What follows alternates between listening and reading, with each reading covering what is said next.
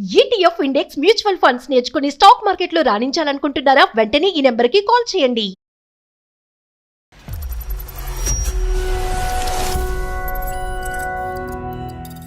Women ఎంటర్‌ప్రెన్యూర్‌గా చేయాలనేది నా dream sir ఎప్పటి నుంచో. అక్క ఎంబీబీఎస్ 4th ఇయర్ చదివేటప్పుడు ఎవరినో లవ్ చేసింది సార్ అక్క. ఆ విషయం డాడీ డైజెస్ట్ చేసుకోలేక డాడీ సూసైడ్ చేసుకున్నాడు సార్. నాన్నగారికి చావుకి కారణం అని మీరు అనుకుంటున్నారు. అవును సార్. ఒకే ఒక స్టేట్మెంట్, నువ్వు ఒక ఫెయిలియర్ పేరెంట్ అంటారు, లేదంటే ఒక ఫెయిలియర్ వైఫ్ అంటారు. నువ్వు బిడ్డను ఏమొచ్చి బయటికి వెళ్లకుండా కాపాడుకుని ఉండుంటే కనుక ఈరోజు నీ భర్త బతుకుండేవాడు, నీ నుదుటి మీద కుంకుమ నిలబడి ఉండేది. నా గోల్స్ ని నేను రీచ్ అయ్యేలాగా మీరు అమ్మని కన్విన్స్ చేయలేకపోయినా, అమ్మ నాకు ఎట్టి పరిస్థితుల్లో మ్యారేజ్ చేయాలి అనే పట్టు పట్టిన, ఇంకా అక్కడితోటే నా లైఫ్ ఎండ్ అయిపోయినట్టు. ఒక ఎండ్ చాలదమ్మా, మీ ఇంట్లో ఇంకో ఎండ్ కావాలా? అంత లూజ్గా పదం ఎలా వాడతావు అమ్మా? పిచ్చి డాష్ డాష్ డాష్ పని నువ్వు చేయకూడదు. ఆశ అపూర్వ అనేటటువంటిది రెండు వేరే వేరే మనుషులు, వేరే వేరే ప్రాణులు, వేరే వేరే వ్యక్తులు అనేటటువంటి అంశాన్ని దయచేసి మర్చిపోతుంది. ఈరోజు అక్క ప్రేమ వల్ల ఒక ప్రాణాలు పోయింది.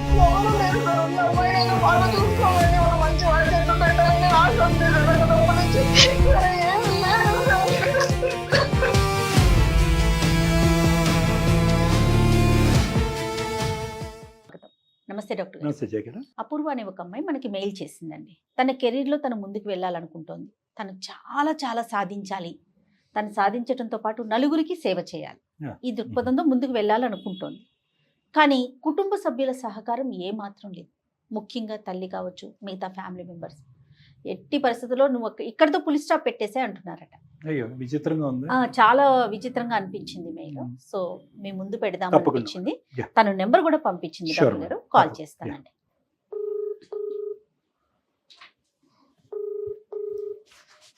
హలో హలో, నేను జయానండి, సుమన్ టీవీ అందమైన జీవితం ప్రోగ్రామ్ నుంచి కాల్ చేస్తున్నాను. మేడం నమస్తే మేడం. అపూర్వ గారా? అపూర్వ మ్యామ్. రైట్, మెయిల్ చేశారు కదండి. నాతో పాటు డాక్టర్ కళ్యాణ్ చక్రవర్తి గారు ఉన్నారు. ఒక్కసారి మీ సమస్య చెప్తారా? ఓకే మ్యామ్, తప్పకుండా చెప్తాను. ఒక్క నిమిషం. తప్పకుండా చెప్తాను. ఇంకా ఫస్ట్ థింగ్ ఏంటంటే మ్యామ్, చాలా చాలా చాలా థ్యాంక్స్ మ్యామ్. మీరు ఇంత క్విక్ రిప్లై ఇస్తారని నేను ఎక్స్పెక్ట్ చేయలేదు. ఎంతమంది వయసు అపూర్వ? నా age 19 years. 19. Okay okay okay. అంటే మేము నీకు రెస్పాండ్ అవడానికి ఒక కారణం ఏంటంటే కెరీర్ ఒకటి మేడం, ఒక దృక్పథంతో ఉంది, సమాజానికి ఏదో చేయాలి అనే తాపత్రయపడుతున్నప్పుడు కుటుంబ సభ్యులే నాకు అడ్డుగోడగా నిలబడ్డారు అనేది యూజువల్ గా మనం వినాం. చాలా రేర్. కుటుంబ సభ్యుల నుంచి ప్రోత్సాహం వస్తుంది కానీ వెనక్కి లాగటం అనేది సర్వసహజంగా జరగదు. ఏంటమ్మా ఇష్యూ ఏంటో చెప్పమ్మా. సార్ మాది చిన్న కుటుంబం సార్. మేము అమ్మ, నాన్న, అక్క, నేను కలిసి ఉండేవాళ్ళం సార్. చాలా హ్యాపీగా ఉండేది మా ఫ్యామిలీ. మా పేరెంట్స్ మాత్రం మమ్మల్ని ఎప్పుడు అమ్మాయిల్లో ట్రీట్ చేయలేదు సార్. బయట బాయ్స్ ఎలా ఉంటారో వాళ్ళని ఎలా ఇంత ఇదిగా పెంచుతారో చాలా ఫ్రీడమ్ ఇచ్చి మమ్మల్ని కూడా అలాగే పెంచారు సార్. చాలా స్ట్రాంగ్ గా పెంచారు. మేము ఎవరైనా ఏదన్నా క్వశ్చన్ చేస్తే కూడా ఆన్సర్ ఇవ్వగలిగేంత స్ట్రాంగ్ గా పెంచారు సార్ మమ్మల్ని. చాలా అంటే చాలా హ్యాపీగా జరిగేది మీరు సార్. నేను అక్క సార్, ఇద్దరు ఆడపిల్లలు. ఓకే. అవును సార్. అమ్మ హౌస్ వైఫేనా? అవును సార్, అమ్మ పోస్ట్ గ్రాడ్యుయేటెడ్ కానీ హౌస్ వైఫ్ గా ఉంటున్నారు. Educated housewife. నాన్నగారమ్మా? నాన్నగారు జాబ్ చేసేవారు సార్, కానీ ఇప్పుడు లేదు సార్. సమ్ ఇన్సిడెంట్స్ వల్ల నాన్నగారు ఎక్స్పైర్ అయిపోయారు సార్. అయ్యో, నాన్నగారు లేరు. అమ్మ ఒక్కతే. అమ్మ ముగ్గురు ఆడవాళ్ళే ఒక ఇంట్లో. అవును సార్. అక్కకి మ్యారేజ్ అయిందమ్మా? అవును సార్, అక్కకి మ్యారేజ్ అయిపోయింది. బాధపడకమ్మా అపూర్వ. విషయం డైజెస్ట్ చేసుకోలేక నాన్నగారు చనిపోయారు సార్. అయ్యో. సో నాన్నగారికి చావుకి కారణం అక్క అని మీరు అనుకుంటున్నారు? అవును సార్. ఎందుకు అలా చెప్తా అమ్మ కొద్ది వివరంగా? చెప్పాను కదా సార్, మేము అందరం చాలా సంతోషంగా ఉండేవాళ్ళం అని. అక్క అలాగే ఎంబీబీఎస్ చదువుతుంది సార్. చదివేటప్పుడు ఎవరినో లవ్ చేసింది సార్ అక్క. ఆ విషయం నేను కానీ అక్క కానీ ఇంట్లో చెప్పేంత డేట్ చేయలేకపోయాం సార్. అక్క ఒక అబ్బాయిని ప్రేమిస్తుంది అన్నది మొదటి నుంచే మీకు తెలుసు? తెలుసు సార్. నాన్నగారికి అమ్మగారికి ఇద్దరికి చెప్పే ధైర్యం లేదు మీ ఇద్దరికి? అవును సార్. ఉమ్, అక్కకి చాలా సార్లు చెప్పి చూసాను సార్ వద్దు అని చెప్పి. ఉమ్, కానీ అక్క చెప్పిన మాటలు ఏమీ పట్టించుకోకుండా తన లైఫ్ తను చూసుకుంది సార్. అంటే తనది తప్పని కూడా నేను అనట్లేదు సార్. అంటే ఆ అబ్బాయి వాళ్ళ పేరెంట్స్ తనకి మ్యాచెస్ చూడడం, తనని చేసుకోవాలని చెప్పి ఫోర్స్ చేస్తున్నారంట సార్ ఇంట్లో. ఓకే. అందువల్ల అక్క కూడా ఒక ఫార్వర్డ్ స్టెప్ తీసుకుని బయటకు వెళ్ళిపోయింది. ఓ పెళ్లి చేసుకున్నారు అక్క వాళ్ళు? అది చేసుకున్నారు మ్యామ్. ఉమ్, ఆ విషయం డాడీ డైజెస్ట్ చేసుకోలేక, నలుగురు అనే మాటలు డాడీ తీసుకోలేక డాడీ సూసైడ్ చేసుకున్నారు సార్. అయ్యో Suicide అమ్మా. చేసుకున్నారా? ఉమ్, ఓకే ఓకే. సారీ అమ్మా. నన్ను కూడా ఇంకా అలా అవుతానేమో అనే దిగులు, బాధ నాన్నగారికి ఉండిపోయింది సార్. అంటే ఇంత గారాబంగా పెంచుకున్న కూతురు ఇలా చేసేసింది సడన్ గా. అక్కతో ఇప్పుడు మాటలు ఉన్నాయమ్మా? అమ్మ గాని నువ్వు గాని మాట్లాడతారు అక్కతో? లేదు సార్, మేమెవరూ మాట్లాడట్లేదు. జరిగి ఎంతకాలం అవుతుందమ్మా ఇదంతా కూడా? నాన్నగారు చనిపోవటం, అక్క పెళ్లి చేసుకోవటం, ఇంట్లోంచి వెళ్ళిపోయి ఇవన్నీ జరిగి ఒక 1 year అవుతుంది సార్. ఓ 1 yearేనా? Okay okay. ఆ. అంటే అంత వ్యతిరేకత ఎందుకు చూపెట్టారు అమ్మ నాన్న అబ్బాయి వద్దు అని చెప్పి? వాళ్ళిద్దరు సేమ్ ప్రొఫెషనా కాదా? సాఫ్ట్వేర్ జాబ్ చేస్తున్నారని మాత్రం తెలుసు సార్. సేమ్ ప్రొఫెషన్ అయితే కాదు సార్. సో వీళ్ళు వ్యతిరేకత అనేటటువంటిది ప్రొఫెషన్ గురించా, క్యాస్ట్ గురించా, లేదంటే వయసు రాలేదు కాబట్టా, లేదంటే అసలు ప్రేమకే వ్యతిరేకం? అమ్మ నాన్న యొక్క మెంటాలిటీ ఏంటి? అమ్మ నాన్న ప్రేమకేమి వ్యతిరేకం కాదు సార్. కానీ వీళ్ళ చేతుల మీదుగా చేయాలి అనే కొన్ని ఆశలు తల్లిదండ్రులకు ఉంటాయి కదా సార్. Yes, yes, yes.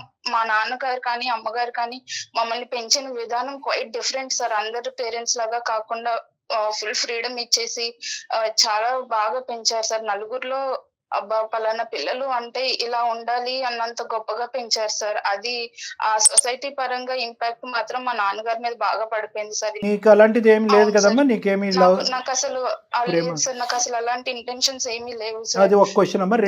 రెండో క్వశ్చన్ అమ్మా, నేను నిన్ను అడుగుతున్నాను, ఎంతవరకు అక్క తన ప్రేమను ఒప్పించటం గురించి ఎంత ప్రయత్నం చేసింది? 1-2 సార్లు అడిగేసి మూడోసారి ఇంట్లోంచి వెళ్ళిపోయిందా, లేదంటే అసలు అడగకుండానే ఇంట్లోంచి వెళ్ళిపోయిందా? కొద్ది గొప్ప అసలు ప్రయత్నం అయితే అక్క చేసిందా? చెప్పాలని చూసింది సార్. అక్క చాలా ప్రయత్నించింది. కానీ నాన్నగారికి చెప్తే ఒప్పుకుంటారో లేదో, అమ్మగారు అన్ని ఆవిడే ఊహించేసుకుని చెప్పలేదు. ఇప్పుడు ఒక ప్రాణాలు పోయినాయి కదమ్మా ఈ రోజు అక్క ప్రేమ వల్ల, ఒక ప్రాణాలు పోయినాయి. చాలా పెద్ద జటిలమైనటువంటి సమస్య. దాని ప్రభావం, ఆ ఒత్తిడి అనేటటువంటిది అంతా కూడా ఎంత కాదనుకున్నా కూడా రెండే సిబ్లింగ్ మీద పడిపోతుంది. అబ్బాయి అన్న అమ్మాయి అని, ప్రత్యేకంగా అమ్మాయి మీద చాలా ఒత్తిడి పడుతుంది. ఎందుకంటే ఆ అమ్మాయి ఇప్పుడు ఎదురుగుంటా లేదు. తిట్టాలన్నా, కొట్టాలన్నా, అరవాలన్నా, అవమానించాలన్నా ఆ అమ్మాయి లేదు. ఎక్కడో వెళ్ళింది, భర్తతో పాటు కాపురం చేసుకుంటుంది, వాళ్ళు సంతోషంగా ఉన్నారని మనం అనుకుందాం. కానీ ఏంటంటే ఇప్పుడు దినదినం ఎలా ఉంటుంది అంటే ఆ తల్లిదండ్రులకి కళ్ళెదురుగుంటా కూర్చున్న రెండో అమ్మాయి మీద ఒక అభద్రత, ఇన్సెక్యూరిటీ పెరిగిపోతుంది. అవును సార్, చాలా సార్. ఇద్దరిని బ్లైండ్ గా నమ్మారు.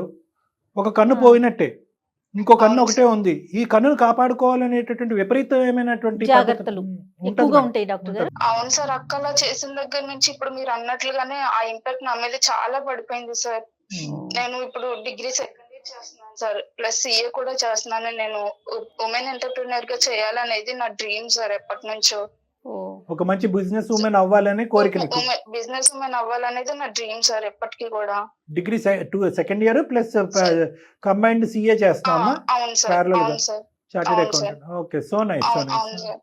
మరి ఏంటమ్మా ఇప్పుడున్న సమస్య ఏంటమ్మా? అక్క చేసిన పని వల్ల అది మొత్తం నా మీద ఇంపాక్ట్ చూపించి, నేను నమ్మి వీళ్ళు నా వాళ్ళు అని నేను వీళ్ళకి ఎక్స్ప్లెనేషన్ ఇచ్చుకోవాలి అనుకున్న పర్సన్స్ నా మీద ఆపోజిట్ గా, నువ్వు ఇది చెయ్యకు, ఇప్పుడు నీకు మ్యారేజ్ చేసుకునే లైఫ్ వచ్చేసింది, ఆ ఏజ్ వచ్చేసింది, నువ్వు ఫస్ట్ ఇది చేసేసుకో, ఒకరు అలా అయిపోయారు, ఇప్పుడు నీ జీవితం కూడా అలా అవ్వడం నాకు ఇష్టం లేదని చెప్పి అమ్మ ఇప్పుడు ఫోర్స్ గా నన్ను పెళ్లి చేసుకోమని చాలా ఫోర్స్ చేస్తుంది సార్ ఇంట్లో. అమ్మ ఇది నిజంగా అక్క పెళ్లి ఈ పద్ధతిలో అవ్వటం వల్లే అమ్మ నీ మీద ఒత్తిడా, లేదంటే ముందు నుంచే 1 year బ్యాక్ కూడా లేదు? లేదు సార్, అక్క అలా చేయడం వల్లే అమ్మ నా మీద ప్రెషర్ చూపిస్తున్నారు. సో అమ్మ ఏమంటదమ్మా ఇప్పుడు? సంబంధాలు చూడాలి అని అంటదా, ఆల్రెడీ చూడటం ప్రారంభించేసిందా నీకు? చూడడం ప్రారంభించేసింది సార్. చేసుకోవాలి అని మాత్రం బాగా ప్రెషర్ చేస్తుంది సార్. నాకేమో చేసుకోవడం ఇష్టం లేదని నాకు ఎంత కన్విన్స్ చేస్తున్నా తను కన్విన్స్ అవ్వట్లేదు. కానీ నీకంటూ ఒక డెడ్ లైన్ ఉందా? అంటే పరానా ఈ ఏజ్ నుంచి ఈ ఏజ్ గ్యాప్ లో నాకు చూడండి పెళ్లి అనేది ఏమన్నా ఉందా? అలాగే అది కూడా ఏం ఆలోచన లేదా? ప్రస్తుతానికి అసలు ఆ మ్యారేజ్ మీద ఆ థాటే లేదు సార్. బిజినెస్ ఉమెన్ గా నాకంటూ నేను ఒక సక్సెస్ లైఫ్ లీడ్ చేసుకోవాలి. నాలాగా వెనక ఎవరైతే ఇట్లా కష్టం పడి జాబ్ చేసుకోవాలి అని అనుకుంటున్నారో అలాంటి వాళ్ళందరికీ కూడా నేను ఎంప్లాయ్మెంట్ ఇవ్వాలి. నేను ఒకరికి రోల్ మోడల్ గా మారాలి అనే నేను ఒక ఇదితో ఆ గోల్ ని అచీవ్ చేయాలనే థాట్ లోనే ఉన్నాను తప్ప మ్యారేజ్ చేసుకోవాలి, మ్యారేజ్ లైఫ్ లీడ్ చేయాలి అనే సెకండ్ థాట్ నాకు అసలు లేదు సార్. మరి అమ్మ వాళ్ళతో ఎప్పుడైనా కాదమ్మా పూర్వ, అమ్మ వాళ్ళతో ఎప్పుడైనా చెప్పావా నాకు కొంత టైం ఇవ్వండి, ఇన్ని రోజులు ఆగండి, నేను కాస్త చదువుకొని సెటిల్ అవుతాను, ఆ తర్వాత చూడండి. కానీ అమ్మ వినిపించుకోవడం లేదు. ఒకరు అలా చేశారు, ఇప్పుడు నువ్వు కూడా అలాగే చేస్తావేమో అని భయంగా ఉంది. ఇది కేవలం అమ్మ ఆలోచన, ఇది కేవలం అమ్మ ఆలోచనేనా లేదంటే మామయ్యలు వాళ్ళందరూ కూడా ఇన్ఫ్లుయెన్స్ చేస్తా ఉన్నారా? ఫ్యామిలీ ప్రెషర్ ఉంది సార్, ఖచ్చితంగా ఫ్యామిలీ ప్రెషర్ ఉంది. అందరూ అదే మాట. నాకు తెలిసి నా ఫ్యామిలీ మెంబర్స్ మా అమ్మ మైండ్ ని పొల్యూట్ ఎవరున్నారమ్మా చేస్తున్నారని నాకు అమ్మకి? అనిపిస్తుంది. ఇంకా అట్లా ఇన్ఫ్లుయెన్స్ చేసేవారు ఎవరున్నారు? మామయ్యలు, బాబాయ్లు అందరూ అలానే మాట్లాడతారు మేడం అమ్మని. కాదు అపూర్వ, ఒక్క నిమిషం నాన్న, నువ్వు చిన్నపిల్లవు కాబట్టి ఇక్కడ ఒక్కసారి అమ్మ స్థానంలో ఒకసారి నిలబడి ఆలోచిద్దాం. అంటే నేనేదో రేపు వచ్చిన సంబంధం పెళ్లి చేసుకోమని నేను అనట్లేదు, నేను అలా ఎప్పుడు సమర్థించినా. ఆడపిల్లలు ఎప్పుడూ కూడా వాళ్ళ యొక్క బ్రదర్స్ కానీ సిస్టర్స్ కానీ ఇంకో తప్పటడిగేసి ఇంకో డైరెక్షన్లో వెళ్ళినా కూడా ఉండేటటువంటి నెక్స్ట్ సిబ్లింగ్ ఎవరైతే ఉన్నారో ఖచ్చితంగా వాళ్ళ కళ్ళు అనేటటువంటి తీరాలి, వాళ్ళ కాళ్ళ మీద వాళ్ళు నిలబడాలి, వాళ్ళ కోరికలు తీరాలి అనేటటువంటిది ఎప్పుడు నేను వాదిస్తూనే ఉంటాను. ఇప్పుడు కూడా నేను అలాగే మాట్లాడుతాను. కానీ అమ్మకు ఉండేటటువంటి ఒక డెలికేట్ సిచ్యువేషన్ ఏంటంటే ఈరోజు అమ్మ ఒంటరి పోరాటం. ఈరోజు ఒక పిల్లలు అయిన తర్వాత ఇప్పుడు ఎలా సమాజంలో సామాజికంగా ఎలా ఉంటుందంటే ఇలాంటి అంశాలు, ఏమో నీకేం 10 మంది పిల్లలు లేరు, 2 ఆడపిల్లల్ని ఎంబీబీఎస్ చదివించావు, నీ కూతురు గురించి ఇంత కాదు అంత అని చెప్పావు, ఇంట్లో ఉన్నావు, పీజీ చేసి ఇంట్లో కూర్చున్నావు నువ్వు అంటే ఈ విధంగా మాట్లాడతారమ్మా. మీ అమ్మగారిని అవమానించినట్టు కాదు, సమాజం యొక్క భాష ఈ విధంగా ఉంటుంది. ఆ ఒత్తిడి ఇందాక నువ్వు బ్రెయిన్ వాష్ అన్నావు కదా, బ్రెయిన్ వాష్ అనే పదం తప్పు పదం అది యాక్చువల్గా. అది ఒక భిన్నమైనటువంటి విచిత్రమైనటువంటి ఒక ఒత్తిడి. ఆ ఒత్తిడి ఒక సింగిల్ లేడీ ఒక 1 year బ్యాక్ భర్తను పోగొట్టుకున్నటువంటి లేడీకి ఎలా ఉంటుందంటే సమాజం సింపుల్గా వచ్చి ఒకే ఒక స్టేట్మెంట్ నువ్వు ఒక ఫెయిలియర్ పేరెంట్వి అంటారు, లేదంటే ఒక ఫెయిలియర్ వైఫ్వి అంటారు. నువ్వు బిడ్డనేమో వచ్చి బయటకు వెళ్లకుండా కాపాడుకుని ఉండుంటే కనుక ఈరోజు నీ భర్త బతుకుండేవాడు, నీ నుదుటి మీద కుంకుమ నిలబడి ఉండేది. ఈ విధంగా మాట్లాడేటటువంటి సమాజంలో కూడా దురదృష్టం కొద్దీ మనం ఈరోజు ఉన్నామమ్మ. సో అమ్మ మీద ఒక బాణం కాదు, అన్ని దిక్కుల నుంచి పద్మవ్యూహం, రకరకాల భావాలను అమ్మ మీద. ఒకటి, కూతుర్ని కాపాడుకోలేకపోతుంది ఫెయిలియర్ తల్లి. రెండోది, మానసిక ఒత్తిడిలో ఉన్నటువంటి భర్త కాపాడుకోలేకపోయినటువంటి ఫెయిలియర్ వైఫ్. కాబట్టి ఈరోజు ఇంకొక ఫెయిలియర్ అనేటటువంటి పదాన్ని ఈరోజు మీ అమ్మగారు మెంటల్గా వినటానికి లేరు. కాబట్టి ఏదో విధంగా ఫ్యూచర్లో ఆ ఫెయిలియర్ అనే పదం వినిపించేస్తుందేమో అనేటటువంటి అభద్రతతో ఈ క్షణం నీకు ఏదో సంబంధం చేసేయాలి అనేటటువంటి ఆలోచనతో అమ్మ ఉంది. అంటే నేను అమ్మని ఈరోజు నువ్వు కోప్పడి అమ్మ ఇలా ఉంది అనేటటువంటి ఫీలింగ్ నీ మనసులో రాకూడదు. అమ్మ స్థానంలోకి వెళ్ళి అమ్మ యొక్క డెసిషన్ ఎప్పుడు చేస్తావా లేదా అనేది వేరే విషయం. But first don't think bad about your mother. First ఆవిడ స్థానంలోకి వెళ్ళి ఆవిడ పడేటటువంటి ఒత్తిడిని అర్థం చేసుకోగలిగేటటువంటి ఏకైక వ్యక్తి భూప్రపంచం మీద ఎవరైనా ఉన్నారు అంటే అది అపూర్వ ఒక్కటి. నేను నీ కౌన్సిలర్, అదే అమ్మ. ఇప్పుడు ఇక్కడ ఎలా ఉంది అంటేనమ్మా, ఈరోజు అపూర్వ ఏంటమ్మా మీ అక్కల అటు ఇటు తిరుగుతూ ఉంటే నువ్వు చూసుకోలేదా, నిన్నెవరు అనరమ్మా. అర్థమైందా? ఈరోజు ఒక తల్లి మీదే ఆ భారం అంతా పడుతుంది. ఈరోజు నీ మీద ఒక ఒత్తిడి ఉంది. ఏ విధమైనటువంటి ఒత్తిడి? ఒక సంబంధం తీసుకొచ్చి నీ అమ్మ నిన్ను పెళ్లి చేసుకోమని చెప్తుంది, అది నీ మీద ఉన్న ఒత్తిడి. అమ్మ మీద ఎన్ని ఒత్తిళ్ళు ఉన్నాయో ఒక్కసారి నేను చెప్పాను, ఇందాక గుర్తుందా? ఈరోజు మీ అమ్మగారికి ఏమైనా ఇష్టం అనుకున్నారా, సమరం అనుకున్నారా? అర్ధాంతరంగా నీ చదువు అక్కడికక్కడ ఆపేసో లేదా నీ కెరీర్ ఆపేసి నీ పెళ్లి చేయటం అనేటటువంటిది నిజంగా మనస్ఫూర్తిగా మీ అమ్మగారికి ఇష్టం అని అనుకున్నారా? అది మీ అమ్మ మాటల్లోనే మనం విందాం. కాదు, నేను చెప్పేది ఏంటంటే బిఫోర్ దట్ నువ్వు రెండు వైపులా 2 sides ఆఫ్ ద కాయిన్ ఆలోచించి. ఇక్కడ నేను పెళ్లి చేసుకోమని నేను అనట్లేదు, కానీ అమ్మని అర్థం చేసుకుని మాట్లాడేటటువంటి విధానం కూడా ఉంటుంది. సమాజం ఏ విధంగా ఉన్నా కూడా అమ్మతో నువ్వు మాట్లాడే విధానం బాగుంటుంది. బహుశా మీ ఇద్దరి మధ్యన ఆ కమ్యూనికేషన్ గ్యాప్ అనేటటువంటిది కూడా ఏర్పడింది అక్క వెళ్ళిపోయిన తర్వాత, నాన్నగారు చనిపోయిన తర్వాత అనేది నా అభిప్రాయం. పెళ్లి చేసుకుంటాను మేడం, నేను చేసుకోనని నేను అనట్లేదు, కానీ నేను లైఫ్ లో సక్సెస్ అయిన తర్వాత చేసుకోవాలి అనుకుంటున్నాను. అలా అని ఇప్పుడు నేను ఇది పోస్ట్ పోన్ చేస్తున్నాను అంటే దాని మీనింగ్ నాకు ఏదో బాయ్ ఫ్రెండ్స్ ఉన్నారని, బయట ఫ్రెండ్స్ అక్క చేసినట్టే నేను చేస్తానని కాదు. నాకు అసలు ఆ థాటే లేదు, అదర్ అవిగేషన్స్ అంతకన్నా లేవు మేడం. అమ్మ పరిస్థితి ఈ రోజు ఏదో అంటారు చూడండి, అగ్గిలం మీద గుగ్గిలం అంటారా ఏమంటారు నాకు తెలియదు, కానీ అతి భయంకరమైన మానసిక పరిస్థితిలో ఉంటుందమ్మా. ఒక భర్తను పోగొట్టుకోవటం అనేది ఒక స్త్రీకి చాలా చాలా చాలా చాలా చాలా తన చావు కంటే పెద్ద పెద్ద అంశం అన్నట్టుగా నేను భావిస్తాను. ఇద్దరు ఇరువైపుల భార్యాభర్తలు ఎవరైనా కూడా. అలాంటిది ఇటువంటి కారణానికి సడన్ గా ఏదో హార్ట్ అటాక్ వచ్చి చచ్చిపోతే కనుక దేవుడు కరుణించలేదు కనికరించలేదు అని అనుకుంటాం. ఏదో రోడ్ సైడ్ ఏదైనా యాక్సిడెంట్ జరిగితే ఇంకోటి ఏదైనా అనుకోవచ్చు. కానీ ఇక్కడ ఏంటంటే సొంత కూతురే కనికరం లేకుండా అరే బహుశా మా తండ్రి యొక్క పరిస్థితి ఇలా అవ్వచ్చు, నేను ఇంట్లోంచి గడప దాటితే కనుక పరువు కలిగినటువంటి ఒక కుటుంబంలో నుంచి నేను వచ్చినటువంటి నేను అర్ధాంతరంగా ఆ మాటల అవమానాన్ని భరించలేక మా నాన్నకి ఏదైనా అవ్వచ్చు అనేటటువంటిది ఒక డాక్టర్ స్థానంలో ఉన్న ఒక కూతురు ఆలోచించలేకపోయింది అంటే కనుక అది మీ అమ్మగారికి ఎంత పుండి మీద కారమో తెలుసా అమ్మ. సో కాబట్టి ఈరోజు సింపుల్గా అపూర్వ మాకు ఒక ఈమెయిల్ పంపించింది, ఏం మేడం ఏంటి ఆ అమ్మాయికి అప్పుడే ఎలా పెళ్లి చేసేస్తారు అని చెప్పి అంత రఫ్ అండ్ టఫ్గా మాట్లాడలేనటువంటి డెలికేట్ సిచ్యువేషన్లో నేను జయ గారు ఉన్నాం. ఇది నువ్వు కూడా అర్థం చేసుకోవాలి. ఏం చేద్దామమ్మా అపూర్వ?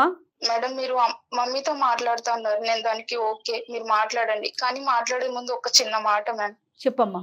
ఇప్పుడు మీరు అమ్మకి ఫోన్ చేసి అమ్మతో కాన్ఫరెన్స్ లో మాట్లాడేటప్పుడు మీరు కానీ అమ్మని కన్విన్స్ చేసి నా గోల్స్ ని నేను రీచ్ అయ్యేలాగా మీరు అమ్మని కన్విన్స్ చేయలేకపోయినా అమ్మ నాకు ఎట్టి పరిస్థితుల్లో మ్యారేజ్ చేయాలి అనే పట్టు పట్టిన ఇంకా అక్కడితోటే నా లైఫ్ ఎండ్ అయిపోయినట్టు. ఎందుకంటే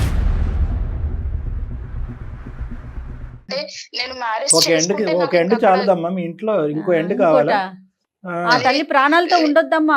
ఏమ్మా నువ్వు ఆ మాట నా గోల్స్ ఇంకా అక్కడికి సక్సెస్ ఒకటి నేను మ్యారేజ్ చూడు ప్రతి సమస్యకి ఒక పరిష్కారం ఉంటుంది కదా. ఈ మాట తీరు కరెక్ట్ కాదమ్మా, నువ్వు చిన్నపిల్లవి, దయచేసి ఈ మాట తీరు అస్సలు పద్ధతి కాదు. సార్లు బయటకు వచ్చేసాను సార్, నాకు ఎక్కడ తలదాచుకోవడానికి ప్లేస్ లేక నేను మళ్ళీ నాలుగు రకాలుగా అక్కను అనుకున్నట్టు నన్ను అనుకుంటారని నేను అర్థం చేసుకుని మళ్ళీ తిరిగి ఇంటికి వెళ్ళిపోయాను. నేను ఎంత చేసినా కూడా అమ్మ నన్ను అర్థం చేసుకోకపోతే ఇంకా నేను ఎవరికి చెప్పాలి సార్, అందుకే కదా మీకు మెయిల్ పెట్టాను. అబ్సల్యూట్లీ మా జయ గారిని అనాలే, ఇలాంటి ఎలా ఏరుతారు మేడం ఇలాంటి ఈమెయిల్స్ మా అందరికి. మాకు ఇప్పుడు సందిగ్ధ పరిస్థితి టోటల్ టీమ్ అది మొత్తం ముందు నుయ్యి వెనకతలు గొయ్యి అనేటట్టు. అమ్మా ఒకటి నేను చాలా అబ్జెక్ట్ చేస్తున్నానమ్మా. ఈరోజు స్వార్థం అనేటటువంటి పదం నేను వాడటం నాకు ఇష్టం లేదు. ఎందుకంటే చిన్నపిల్లవి, నువ్వు భవిష్యత్తు గురించి ఆలోచిస్తున్నావు, నీ గమ్యం గురించి ఆలోచిస్తున్నావు, నీ గోల్స్ గురించి ఆలోచిస్తున్నావు, అందులో తప్పు పట్టడం అనేటువంటి. కానీ ఈరోజు అది జరగకపోతే నేను చచ్చిపోతానని చెప్పి అది తప్ప సూసైడ్ ఒకటే ఈరోజు నువ్వు అనుకున్నట్టే జరుగుతుంది అనేటటువంటి భావం, ఆలోచన, బలమైనటువంటి జయంతో నేను ముందుకు వెళ్తాను, అందులో డౌటే లేదు. కానీ అది కాకపోతే మధ్యలో కెరియర్ ఉండదు అంటే పెళ్లి అంటే తొందరగా ఒక వయసు రాకముందే పెళ్లి చేసుకున్న ఆడపిల్లలు అందరూ కూడా అర్ధాంతరంగా ఉద్యోగాలు చేయకుండా, గమ్యాన్ని చేరకుండా, గోల్స్ చేరకుండా అందరూ ఆడపిల్లలు అయిపోతున్నారమ్మా. నేను అదే చెప్దాం అనుకున్నాను డాక్టర్ గారు. పెళ్ళైనాక కూడా ఎంతో మంది ఎన్నో అదే నమ్మండి అమ్మా, వాట్ ఎవర్ ఇట్ ఈస్ అమ్మా, at the end of the day నువ్వు మళ్ళీ సూసైడ్ దానికి సొల్యూషన్ అనే మాట నాకు నచ్చలేదని అంటున్నా. పెళ్లి చేసుకున్న తర్వాత నువ్వు ఉద్యోగం చేసుకుంటాడా, మీ ఆయన చేసుకోమంటాడా, వద్దంటాడా, 19లో పెళ్ళి అవుతుందా, 23లో పెళ్ళి అవుతుందా నీకు, ఇవన్నీ వేరే విషయాలు. అవన్నీ కేటగిరీ ఏ. కేటగిరీ బి అనేది నువ్వు వాడేసావు చూడు, ఇంకా నేను చచ్చిపోతానని చెప్పి. నువ్వు చూడలేదా మీ నాన్నగారు సూసైడ్ చేసుకున్న తర్వాత మీ ఇంటి వాతావరణం ఏ పరిస్థితిలో మారింది అనేటటువంటిది నువ్వు చూడలేదా? ఎంత భయంకరం అమ్మా. అసలు 600 106 మీ కుటుంబంలో ప్రత్యేకంగా, ఏ కుటుంబంలో అయినా మీ కుటుంబంలో ప్రత్యేకంగా ఆ పదం అనకూడదు, ఆలోచించకూడదు, ఊహించకూడదు. ఎందుకంటే మీరు ఆల్రెడీ లైవ్ టెలికాస్ట్ చూస్తారు మీ ఇంట్లో. అయినా కానీ నువ్వు అంత లూజ్గా ఆ పదం ఎలా వాడతావమ్మా, చదువుకున్న దానివి. సో ఆ పదాన్ని నువ్వు దయచేసి విరమించుకో. భగవంతుడు అనేవాడు ఉన్నాడు, ఏదైనా కూడా మన మంచికే. ఈరోజు ఏదన్నా ఒక ధైర్యం, ఒక బలం, ఒక ఇది ఉంది అంటే కనుక మీ అమ్మగారికి అది నువ్వు ఒక్కదానివే. ఈరోజు నీ పెళ్లి చేసేసుకుని నీ పేక్ కోసేస్తుందా మీ అమ్మ? ఏమంటావు? నేను అలాంటి పనులు ఏమీ చేయను సార్. మీ అక్క చేసినటువంటి ఆ పని, ఆ ఉధృతమైనటువంటి పని, ఒకళ్ళ మనసును ఒప్పించకుండా, ఒకళ్ళ మనసుని నొప్పించకుండా, తల్లిదండ్రుల యొక్క బాధని అర్థం చేసుకునేటటువంటి విధంగా ముందుకెళ్ళి పెళ్లి చేసుకుంటే ఈరోజు ఎంత బాగుండేదమ్మా. అటువంటి పిచ్చి డాష్ డాష్ డాష్ పని నువ్వు చేయకూడదు అనేది మీ అమ్మగారు కోరిక అయితే కనుక మనసా కర్మ వాచ మీ అమ్మగారికి నువ్వు వాగ్దానం ఇవ్వాలి మాత్రం. ఒకప్పుడు అక్కడి వరకు వస్తే పరిస్థితి ఫస్ట్ మాట్లాడి చూద్దాం. ఓకేనా? ఓకేనా? Okay ma'am. Okay sir. అమ్మ పక్కన ఉందా లేదంటే నువ్వు వేరే ఎక్కడున్నారు ఇద్దరు? లేదు సార్, నేను బయట ఉన్నాను. మరి ఒకసారి అమ్మని ఫోన్ లోకి తీసుకుంటారా, లైన్ కలుపుతారా కాన్ఫరెన్స్ లోకి? Okay ma'am. తర్వాత అపూర్వ చిన్నది కాబట్టి డాక్టర్ గారు పెళ్ళి అయితే ఇంకా తన కెరీర్ కి పులి స్టాప్ పడిపోతుంది అని కెరీరే అనుకుంటాను. కాదు, తను ఇంకోటి ఏమంటుందంటే మా అమ్మని చూసుకోవడానికి ఎవరు ఉంటారు. ఎక్కువ ఊహించుకుంటోంది. ఎంతమంది లేరండి చదువుకున్న తర్వాత, లేకపోతే పెళ్లి చేసుకున్నాక చాలా చాలా వరకు చదువుకొని ఉద్యోగాల్లో ముందుకెళ్ళి, ఇప్పుడు మేమంతా అంతే కదా అంతే డాక్టర్ గారు. ఆఫ్ కోర్స్ అప్పుడు పుట్టుకతోనే అయిపోం కదా. Of course. కెరీర్ అనేది కూడా ఒక పక్కన ఇంపార్టెంట్ కదండి. అవును మేడం, అబ్సల్యూట్లీ. హలో చెప్పురా, అమ్మా, ఏంటి సంగతి ఇంకా రాకుండా ఉన్నావు? వస్తానమ్మా, ఇక్కడ బయట ఉన్నాను, ఫ్రెండ్ వాళ్ళ ఇంటికి వచ్చాను. ఫ్రెండ్ వాళ్ళ ఇంటికి వెళ్ళినప్పుడు ఒక మాట చెప్పి వెళ్ళాలి కదా నాన్న. నీకోసం ఎదురు చూడన్నాను నేను. చెప్పు, తొందరగా వచ్చేసాయి మరి. నిన్న ఒక విషయం అడుగుదామని ఫోన్ చేశాను నీకు. చెప్పురా. నాకు నా పెళ్లి విషయం ఏం చేసావమ్మా? నువ్వు దాని గురించి అడగాల్సిన పని లేదు, నేను ఆల్రెడీ దానికి సెట్ చేస్తున్నాను. అది కాదమ్మా, నువ్వు ఒకసారి మనసు మార్చుకుంటావేమో అని లాస్ట్ అండ్ ఫైనల్ గా అడుగుదామని నీకు కాల్ చేశానమ్మా. ఇప్పుడు అక్క అలా వెళ్ళిపోయింది, నువ్వు వెళ్ళిపోతావు అనే నాకు ఆ భయం అనేది నాకు అసలు వెళ్ళట్లేదు నా మనసులో నుంచి. నువ్వు నన్ను ఎందుకు అర్థం చేసుకోవడం నాన్న? నేను ఎందుకు చేస్తానమ్మా? నువ్వు ఫస్ట్ ఇంటికి రా. నువ్వు ఇంట్లో నేను మాట్లాడతాను, ఫస్ట్ ఇంటికి రా నాన్న. అమ్మ, నేను ఇప్పుడు ఇంటికి రాలేనులే అమ్మా. ఎందుకు రాలేవు? అమ్మ, నువ్వు నేను చెప్పినా నా బాధ నీకు అర్థం అవ్వట్లేదమ్మా. అందుకే నేను ఇద్దరు పెద్దవాళ్ళు సుమన్ టీవీ నుంచి అందమైన జీవితంలో సార్ వాళ్ళకి మెయిల్ పెట్టాను. ఏంటి? సునీత గారు నమస్తే అమ్మా. నా పేరు డాక్టర్ కళ్యాణ్ చక్రవర్తి అమ్మా, అందమైన జీవితం సుమన్ టీవీ నుంచి. జయ మేడం కూడా ఉన్నారు ఇక్కడ. నమస్తే అమ్మా. అమ్మా, మీరు మీరు మీరు అంత అవమానకరంగా ఫీల్ అవ్వకండి అమ్మా. ఎందుకంటే మీ బాధ మా బాధగా అర్థం చేసుకుని మీ కుటుంబం మా కుటుంబం అన్నట్టుగా భావిస్తూ మేము చాలా మంది వెయిటింగ్ లిస్ట్లో ఉన్నా కూడా పాప యొక్క పరిస్థితిని చూసి చాలా హృదయ విదారకంగా ఉంది అమ్మాయి పరిస్థితి. అది అర్థం చేసుకుని మేము అమ్మాయికి కాల్ చేసాము. తర్వాత అమ్మాయి మీకు ఫోన్ కలపడం జరిగింది. మాట్లాడచ్చమ్మా? కరెక్టే సార్, మీతో మాట్లాడిస్తుంది కరెక్టే, కానీ ఇక్కడ మేము చాలా కాన్ఫిడెన్షియల్ గా బతుకుతున్నాం సార్. అట్లాంటిది ఒక్కసారిగా ఇట్లా వచ్చేసిందంటే మీ పేరేంటమ్మా? సారీ, మీ పేరేంటమ్మా? పాపను అడగటం మర్చిపోయా. సునీత మేడం. సునీత గారు, ఇది లేకపోతే అందరికీ తెలిసే విధంగా చేయటం అది కాదు మా ఉద్దేశం. సమస్యకి పరిష్కారం మాత్రమే అందమైన జీవితం అనే ప్రోగ్రామ్ చూపిస్తుంది. మీరు చూసారా? గతంలో ఎప్పుడైనా ఎపిసోడ్లు చూసారా? చాలా ఎపిసోడ్ చూసాను మేడం.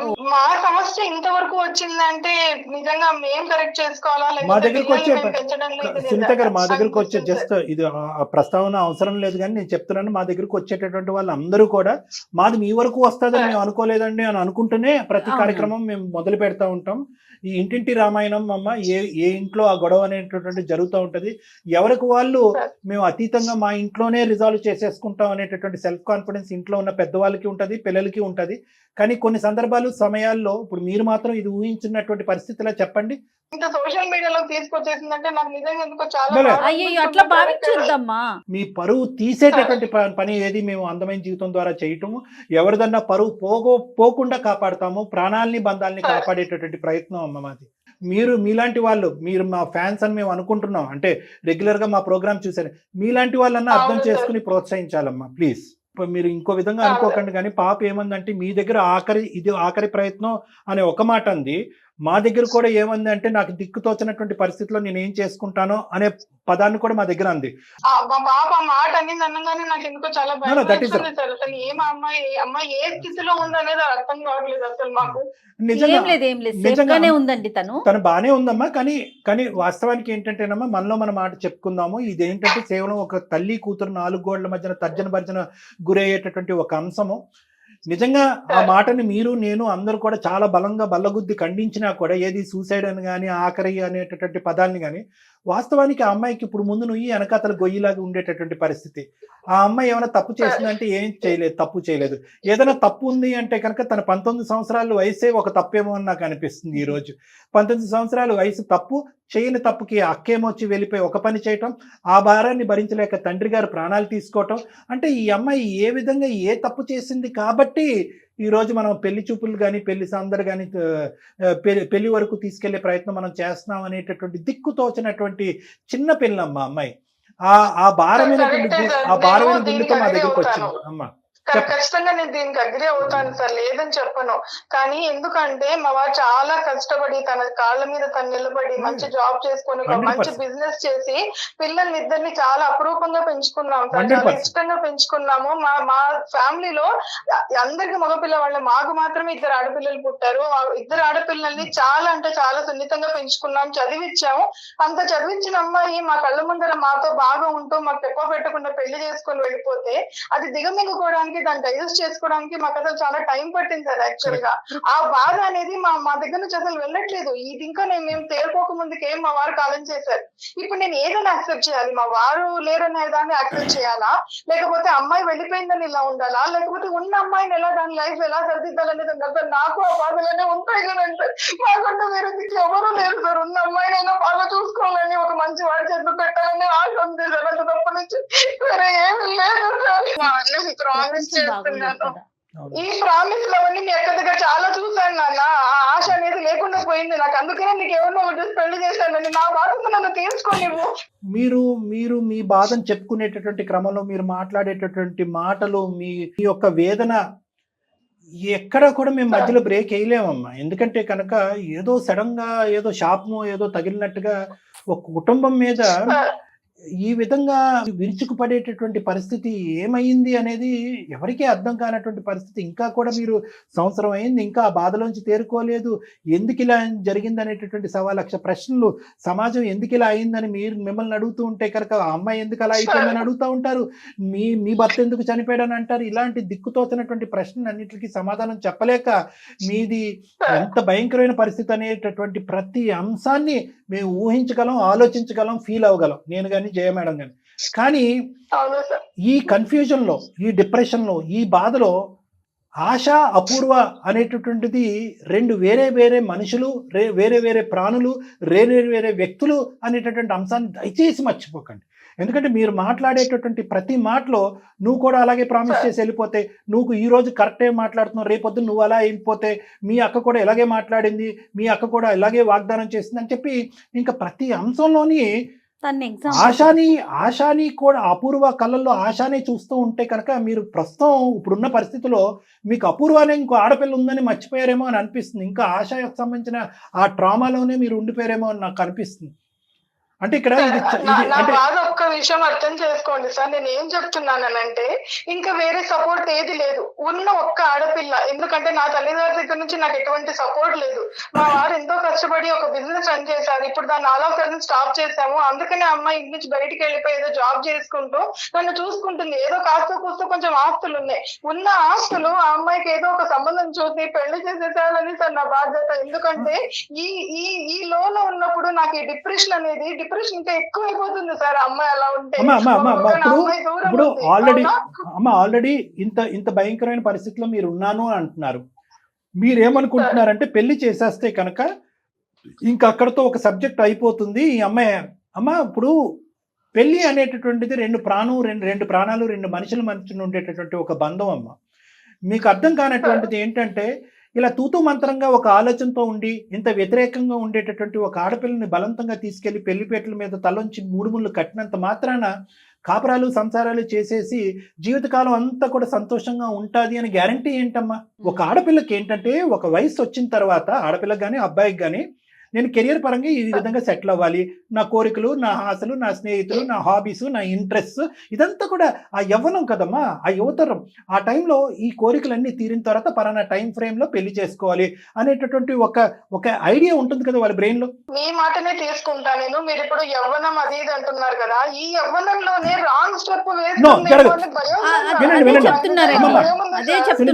సునీత గారు ఒకటి భయం అనేటటువంటిది ఎంతవరకు ఉండాలి అంటే కనుక మీరు జాగ్రత్త నుంచి అతి జాగ్రత్త అనేటటువంటి దీంట్లోకి వెళ్ళిపోతున్నారు. ఈ అతి జాగ్రత్త వల్ల ఏమవుతుంది అంటే ఈరోజు ఓన్లీ జరిగిపోయినటువంటి సంఘటనలు, చుట్టుపక్కల మనుషులు మాట్లాడేటటువంటి మాటలు బట్టి ఏదో విధంగా నేను ఇక్కడైనా కూడా ఒక జాగ్రత్తపరమైనటువంటి ఒక స్టెప్ తీసుకున్నాను, ఒక తల్లిగా నేను ఒక జాగ్రత్తపరమైనటువంటి స్టెప్ తీసుకున్నాను అనేటటువంటిది ప్రూవ్ చేయటం గురించి ఈరోజు అన్ని జాగ్రత్తలు తీసుకుని అన్ని విధాలుగా 360 డిగ్రీ ఆలోచించేటటువంటి సునీత గారు ఒక్క 25 డిగ్రీ ఒక 30 డిగ్రీ యాంగిల్ మర్చిపోతున్నారు.